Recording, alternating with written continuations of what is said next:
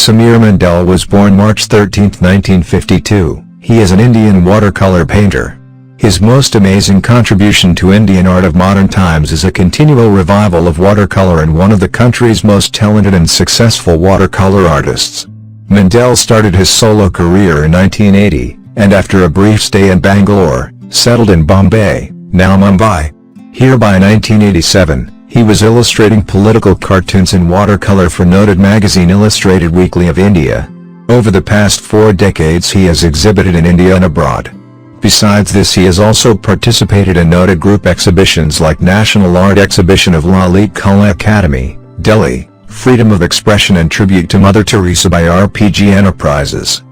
100 Years of Indian Cinema, People for Animals, Art with the Heart at National Gallery of Modern Art, Mumbai, Celebrations 97 at Napa Art Gallery, Nepal, Confluence at Art Connoisseur Gallery, London and Gallery Asiana, New York in collaboration with Gallery Sumukha, Bangalore.